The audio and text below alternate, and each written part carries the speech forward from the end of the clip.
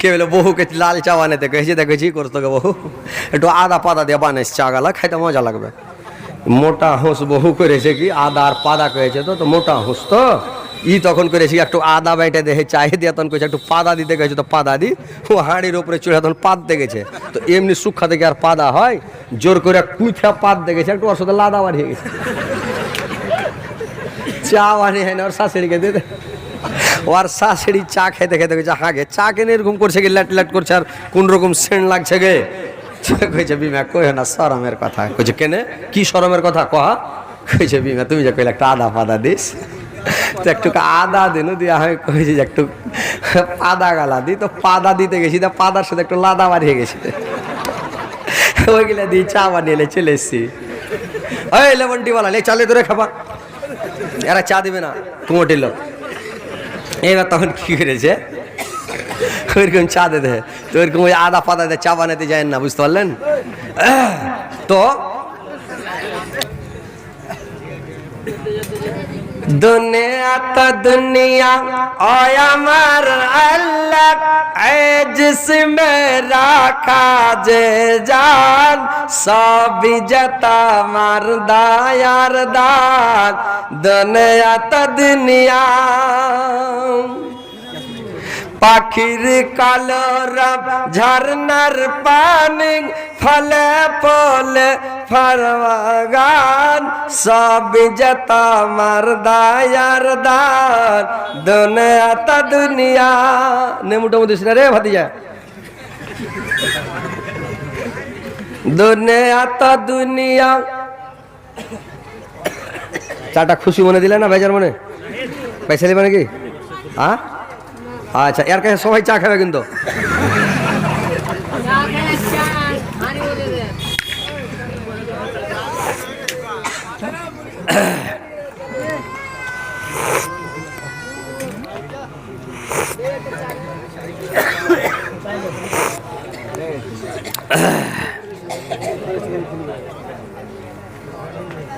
আর বেটা খাবে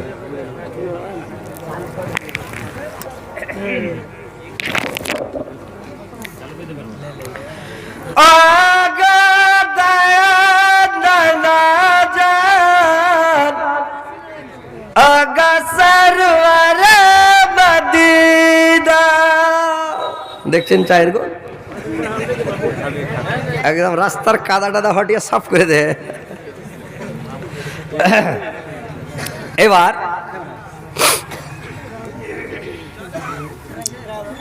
ওই দেশের প্রথা ছিল ভাই সৌদি আরবের প্রথা যে মেয়ের বাপ ছেলে দেখতে যাবে আর আমাদের দেশের প্রথা কি ছেলের বাপ বউ ঢুঁড়বে নাকি হাজি ভাই